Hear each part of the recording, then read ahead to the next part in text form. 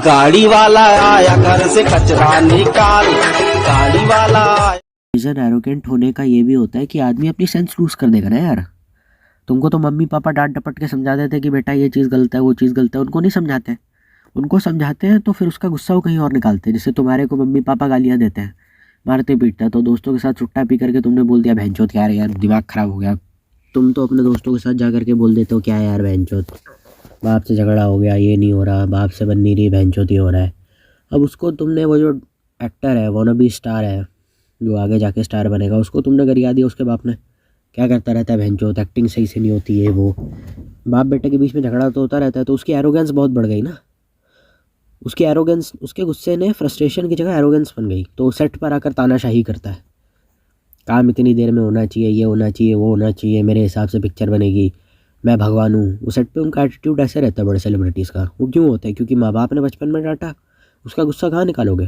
Producer को सुना रहा है, प्रोड्यूसर दोस्त है उसके सामने रो रहा है, या फिर सेट पे तानाशाही चल रही है। यही मेन रीज़न है कि बॉलीवुड के सेलिब्रिटी ड्रग्स करते हैं। क्योंकि दिन रात जब आप इतना काम करते हो 365 दिन आप कोई ना कोई चीज़ में बिज़ी हो, तो दिमाग रिलैक्स कैसे करोगे? नस आपकी फड़फड़ करने लगती है, तो कैसे करोगे? आपको इंग्लिश बोलनी आती नहीं है, तो अध्यात्म, स्पिरिचुअलिटी, योगा वगैरह ये सब चीज़ें तो आउटडेटेड है। वो तो सोशल मीडिया पे डुप्लीकेट कूल बनने के लिए हैप्पी योगा डे, वो क्या है फिर? कुछ नहीं है। अब शिल्पा शेट्टी से योगा सीखोगे, राजकुंद्रा उसका बॉर्न वीडियो बना रहा है, ऐसे तो योगा का हाल है। योगा में समाधि भी होती है, उस तक तो सब कभी साल ले जा नहीं सकते। योगा पतंजलि योग सूत्र से नहीं सीखनी योगा, वो बहन जो पता नहीं कोई पावर योगा, हॉट योगा, जो पता नहीं कौन सा वेद शास्त्र में लिखी है, को कहीं नहीं लिखा है पावर योगा, हॉट योगा, कहीं कोई वेद पतंजलि योग सूत्र में नहीं है। तो ये सब नहीं होगा तो फिर आप साइकेडेलिक्स लोगे। साइकेडेलिक्स कुछ भी हो सकता है, महंगे। आप DMT ले सकते हो, आप LSD ले सकते हो, क्योंकि जब आप ये लेते हो आप अपनी एक अलग रियलिटी में चले जाते हो। जब साइकेडेलिक्स लेते हैं तो एक अलग रियलिटी में चले जाते हैं, मतलब जैसे कि आपको ऐसा लगता है कि आपके शरीर से आपकी आत्मा बाहर। तो आदमी के होने का मतलब ही है कि वो अतृप्त रहेगा, अशांत रहेगा, और जो चीज़ उसे शांत कर सके उसकी जगह उसकी तरफ जाएगा जो चीज़ उसे और अशांत कर दे। So he's referring to the human condition here. He says the human condition is complicated because it's always unsatisfied and unstable. And instead of seeking stability and taking the pain that comes in the way of seeking stability and seeking satisfaction and whatever enlightenment might mean, we seek distractions that bring us more dissatisfaction and more instability. नशा, दारू पीना, यही तो है। पूरा दिन मैंने काम किया, अब मैं रात को दारू पीऊंगा ताकि मैं अपने दिन का दर्द भूल सकूं। एक और डिस्ट्रैक्शन, उस डिस्ट्रैक्शन से डिस्ट्रैक्ट होने के लिए जो मेरे को जीवन से डिस्ट्रैक्ट कर रही है। एक मेटा डिस्ट्रैक्शन की लेयरिंग, ताकि मैं कभी सत्य ना देख पाऊं। क्योंकि सूरज को नग्न आंखों से देख लेने से आंखें जल जाती हैं। ये बात हम इंटरनली समझते हैं कि मैं सच की तरफ जाऊंगा तो जो बदलाव मेरे अंदर आएगा, क्या मैं उस अहम को छोड़ने के लिए रेडी हूं? Am I ready to drop who I think I am in pursuit of the truth, और is another loop of distraction just better? पूरा पकड़ा कि आम जनता को शॉकिंग चीजें दो। शॉकिंग चीजें माने ऐसी चीजें जो उसकी कॉमन मोरालिटी को और उसकी लाइफस्टाइल को, उसके वैल्यूज को वायलेट करती हो। और जब उसको ये वायलेशन दिखाओ तो उसको बहुत मजा आता है और वो ताली बजाता है। और लगभग वैसे ही जैसे दादाजी ने आपको कुछ बातें बता दी, और दादाजी ने आपको जो बातें बताई उन्होंने कभी ये तो बताया नहीं कि ये बातें ठीक क्यों हैं, पर आपके ऊपर ये दबाव रहा जिंदगी में कि दादाजी ने जो बातें बताई आप उनको फॉलो करो। तो अब आप किसी को देखते हो जो दादाजी की बताई सारी बातों के विपरीत चल रहा है, तो आपको बड़ा मजा आता है। वो आपको मजा इसीलिए आ रहा है क्योंकि आप अपनी जिंदगी से कहीं ना कहीं घिनाते हो, क्योंकि आप एक अनफाउंडेड मोरालिटी पे चल रहे हो, आप एक बेबुनियाद नैतिकता को जी रहे हो। आपको पता ही नहीं कि आप जिन नैतिक मूल्यों पर चल रहे हो वो नैतिक मूल्य सही या अच्छे क्यों हैं। अगर आपको पता होता तो आप कबीर सिंह से या इस तरह की फिल्म से इंप्रेस नहीं होते।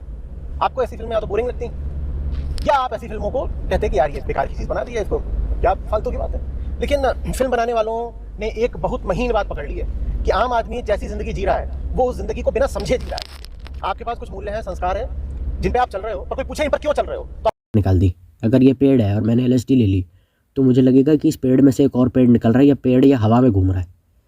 ये चीज़ें महंगी आती हैं तो इसीलिए जाहिर सी बात है ज़्यादा काम करना पड़ता है, ज़्यादा फीस करनी पड़ती है, इसीलिए ज़्यादा महंगे भी होते हैं हम लोग।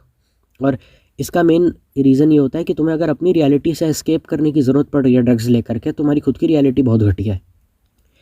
अगर तुमको नशा करना है फ्रस्ट्रेशन निकालने के लिए, तुम सिगरेट पी लो, शराब पी लो तो गवर्नमेंट के द्वारा लीगल है, तुम्हें इलीगल क्यों करना है? इलीगल करने का मेन रीज़न यही होता है, क्योंकि अगर आप सिगरेट पियेंगे तो आपको कुछ महसूस नहीं होगा, आप बस करेंगे और नीचे झाड़ के आप निकल लेंगे।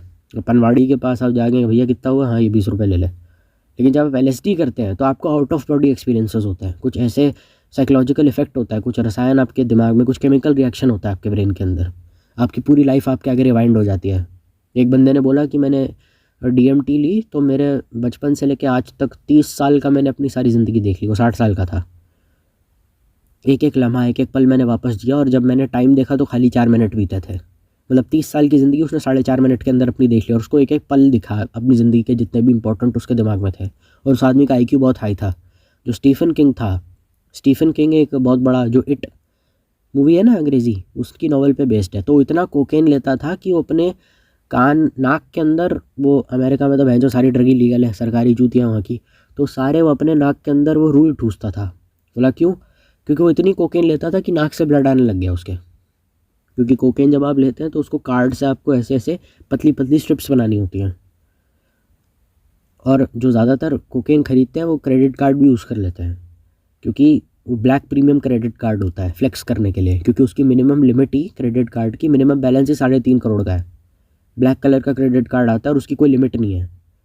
मतलब अगर वो कार्ड आपको चाहिए तो 3.5 करोड़ रुपए आपको खर्च करने पड़ेंगे। ज़्यादातर सेलिब्रिटीज़ अपने पास वो ब्लैक कलर का कार्ड रखते हैं और उसमें से कोकेन स्नॉट करते हैं। कोकेन की पहले लाइनें बना के फिर उसको खींचते हैं अंदर अपने नाक से, इनहेल करते हैं, फिर इंजेक्शन या टैबलेट्स के फॉर्म में लेते हैं। ठीक है भाई, तो फिर इतना ही कुछ था मेरे पास बोलने के लिए। अब ज़्यादा कुछ है नहीं, मटेरियल मेरे पास अब ज़्यादा बचा है नहीं इस टॉपिक पे बोलने के लिए। लाइक शेयर सब्सक्राइब अपने हिसाब से तुम लोग कर लेना। एम करता हूँ कम से कम 10 से 12 लाइक्स के लिए।